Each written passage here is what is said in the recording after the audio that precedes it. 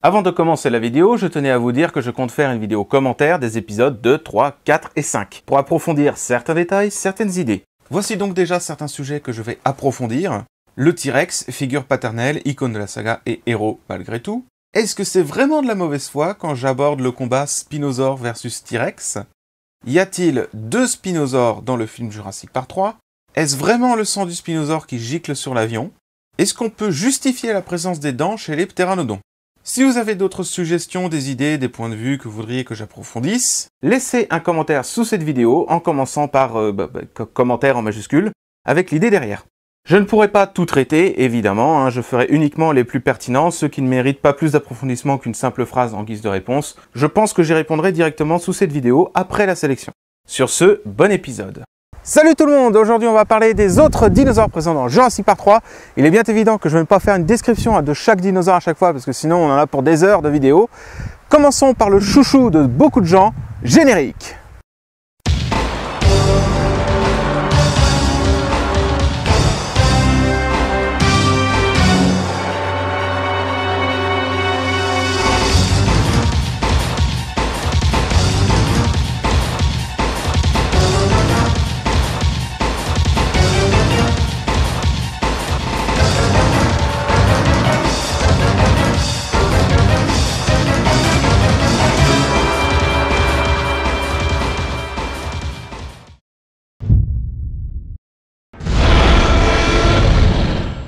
Commençons donc par la vraie star de Jurassic Park, vous l'attendiez, le Tyrannosaurus Rex. Bon, la seule scène où on le voit, c'est quand les humains le surprennent à...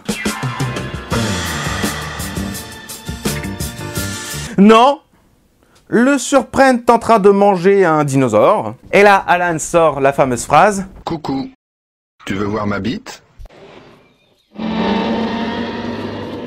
Voilà, j'ai casé deux blagues olé olé à la suite, j'ai rattrapé mon quota. En réalité, Alan sort la fameuse phrase « Personne ne fait un seul mouvement. » Alors on peut pas le savoir par les fossiles, ce genre de choses. Déjà que pour les animaux actuels, on a beaucoup de mal, alors pour les animaux qui ont disparu depuis des millions d'années et dont les yeux ne sont même pas conservés, pas possible. En revanche, des moulages de cerveau de T-Rex ont montré que la région olfactive, celle qui gère l'odorat, était très développée. Donc même si vous ne bougez pas, il vous sentira quand même. Mais bon, dans les années 90, on pouvait pas le savoir, ce genre de choses, c'est très récent comme découverte. Donc, cela dit, c'est normal aussi pour un prédateur de poursuivre des proies qui bougent. D'autant plus que là, le T-Rex a une autre motivation, c'est de défendre la proie qu'il a déjà tuée. Je dis pas que tous les prédateurs poursuivent des proies qui bougent, mais disons dans l'ensemble, c'est comme ça que ça marche. D'ailleurs, si le T-Rex hurle, c'est pour faire réagir ses proies. Et dans le bouquin, c'est parfaitement décrit ce genre de choses. D'ailleurs, cette scène avec Alan Grant qui est pétrifié de terreur et le T-Rex qui hurle, qui est juste à côté, qui ne le voit pas, c'est juste magique. Lisez le bouquin. En bref, le cri du tyrannosaure fait réagir les humains, sauf Alan, qui a bien compris le truc. Lui. Et ensuite, le T-Rex se retrouve face au Spino. Et la suite, vous la connaissez.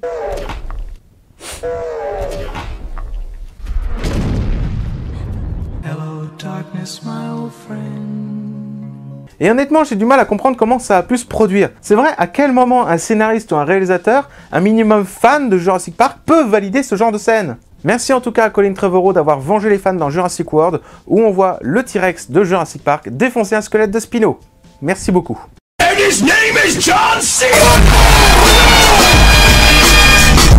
La bataille T-Rex et Spinosaure a beau être badass, il n'en reste pas moins que c'est la plus mauvaise idée du monde. Qu'est-ce qui est une mauvaise idée?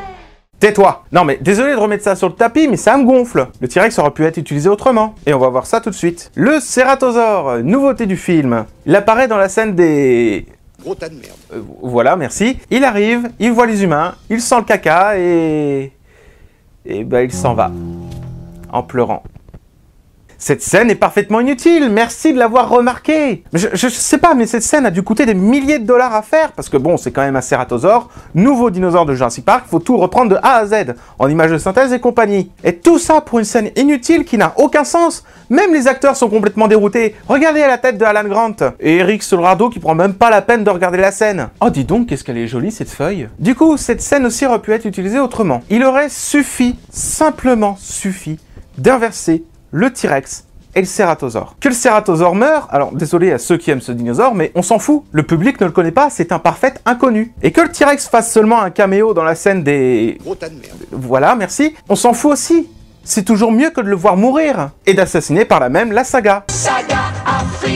En inversant simplement le cératosaure et le T-Rex, ça montre que le spinosaure est capable de tuer des gros prédateurs comme le cératosaure. Et voyant le T-Rex renifler le caca du spino et en le fuyant, en pleurant, ça nous montre que même notre star le fuit. Le message passait beaucoup mieux. Bref, carnivore suivant, les Compsognathus, stars du monde perdu. Dommage qu'on ne les voit pas plus, c'est pourtant un des ennemis les plus dangereux de l'île. Et je me souviendrai toujours de la mort de Dieter dans le monde perdu, qui m'a valu quand même une bonne série de cauchemars. Quand j'étais gamin. Aujourd'hui, ça va. Ça va, aujourd'hui. Les compis nous illustrent bien qu'il n'est pas nécessaire d'être énorme pour être un dangereux prédateur, et que l'union fait la force. Là, dans Jurassic Park 3, on les voit que quelques secondes, c'est bien dommage, mais bon, il y a déjà 3 carnivores qui sont mis en avant, ça aurait été vraiment de trop. Bon voilà, on en a fini avec les dinosaures, donc les prochaines vidéos porteront donc sur les humains. Hop hop hop hop hop, t'oublies des dinosaures là. Ah bon, lesquels? Bah, les herbivores. Il y a des herbivores dans le film? Oui, en effet, pardonnez-moi de les avoir oubliés, c'est juste que ils sont tellement discrets que c'est à peine si on les remarque. Retenez cette simple phrase, dans Jurassic Park 3, les herbivores font partie, littéralement, du décor. Ce qui est fort dommage. Ce qui fait le succès du premier film, entre autres aussi, c'est les scènes magiques comme celle du brachiosaure ou du triceratops malade. Et dans le deuxième volet, ce sont des herbivores qui sont capturés par les braconniers. Et ils intègrent également un nouvel herbivore qui est très remarqué, le stégosaure, et qui a eu son moment à lui dans le film. Dans Jurassic Park 3, ils intègrent aussi un nouvel herbivore plus remarqué que les autres, l'ankylosaure. Mais seulement pour 2 scènes inutiles qui appartiennent littéralement au décor du film. À quoi bon intégrer un nouvel animal pour ne pas exploiter son potentiel? Pour le mettre dans 2 scènes inutiles qui ont décoûté énormément. Encore une fois, comme le cératosaure, l'ankylosaure est nouveau, il a dû être refait de A à Z avec les images de synthèse et compagnie, donc ça a dû coûter une blinde. Vous enlevez les 2 scènes comme ça change rien au film, ni à notre impression sur le film d'ailleurs. Une autre preuve que les herbivores font partie du décor, la couleur du brachiosaure a changé. On est passé d'un vert grisâtre Komodo dans Jurassic Park 1 à un vert complètement flashy dans Jurassic Park 3. Et qu'est-ce qui est vert dans la nature aussi? Les plantes. Donc le décor. En bref, on remarque donc stégosaure, triceratops, parasaurolophus, corythosaure, brachiosaure, ankylosaure. Et ça, c'est l'un des plus gros problèmes du film à mon sens. Ils ont tellement misé sur les carnivores que d'action en action, on ne respire pas. Il n'y a pas de magie, il n'y a pas de frisson positif. Dans le premier Jurassic Park, la scène du Triceratops malade et les 2 scènes des brachiosaures, putain mais là c'est de la magie. Dans Jurassic Park 3, il n'y a qu'une seule scène qui se rapproche de cette ambiance-là, c'est quand les humains sont sur le radeau et qu'ils voient tous les herbivores en même temps. Fini, c'est dans la boîte Jurassic Park 3. Rassure-moi, t'as mis des herbivores aussi dans le film. Ok les gars, faut placer 6 herbivores dans le film. Allez, allez, on se grouille. Quoi? Mais comment on va faire? Le film est déjà fini? Je sais pas, intégrez-les dans des scènes de quelques secondes où on voit des images de synthèse toutes moches, ou je sais pas, mettez-les tous en même temps dans une scène qui dure que quelques secondes. On s'en fout, de toute façon, c'est des herbivores. Et cette scène avec le radeau ne dure que 43 secondes. 43 putains de secondes. C'est pas en 43 secondes qu'on va retrouver la magie de Jurassic Park. Bon allez, cette fois c'est fini pour les dinosaures et autres créatures de Jurassic Park 3. On se retrouve la prochaine fois pour une vidéo qui est sur... qui déjà? Alan Grant. Yes! Mon personnage préféré. Non, très joué pas trop vite, non. Merci de casser mon enthousiasme. Un bonus, évidemment, vous attend en fin de vidéo. D'ici là, je vous dis à la prochaine. Que l'évolution soit avec vous. Toi aussi, t'en as marre des chaînes de paléo qui sentent la merde? Oh, ça sent vraiment la merde. Abonne-toi à la chaîne Valéoraptor et découvre des vidéos uniques. Oh mon dieu, une vidéo sur les hétérochronies de développement, je clique. Tu peux en plus laisser un commentaire, tu te feras pas envoyer chier. J'adore tes vidéos, continue ce que tu fais. Mettre également un pouce d'Iguanodon pour lui faire comprendre que sa vidéo était géniale. Et c'est quoi le bouton juste à côté? Touche pas à ce bouton, connard! Enfin, pour rendre sa chaîne plus connue et diffuser un contenu plus riche en paléontologie et en humour, tu peux partager sur les réseaux sociaux. Alors, content, Billy? C'est bien, Billy!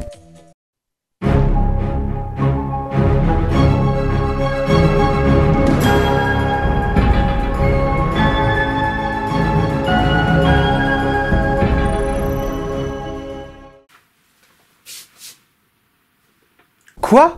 Encore? Non mais vous croyez que j'ai que ça à faire de trouver des petits bonus pour vous faire marrer? Je suis vachement occupé, hein.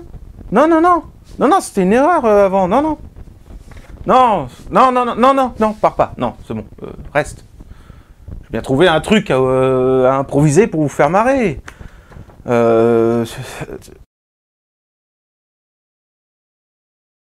oui, j'ai ma petite idée.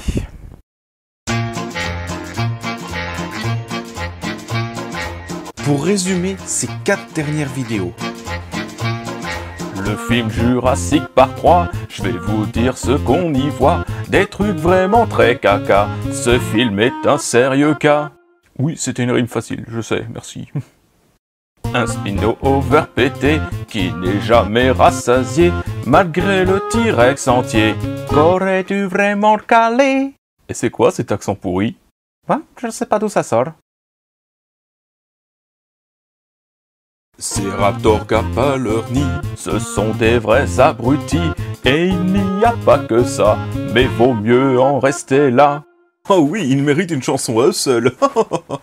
Aussi des reptiles volants, avec leur bec plein de dents, ce sont des ptéranodons. On sent là le gros étron. Ouais, je te le fais pas dire. Dans la scène des gros caca, on y rencontre un nouveau, mais on s'en fout de ce dino. Ce n'est pas la star de la saga, qui s'est fait tuer par le Spino, je le rappelle. Il y a aussi des herbivores qui font partie du décor. Ils sont vraiment inutiles, montrés de façon non subtile. Ouais, bah on tente pas les montrer quoi. Le réal et scénariste ont massacré la saga, et même bien plus que cela, vous savez ce qu'ils méritent. Un pro toi. Pam pam du pam. Yeah. Bruh.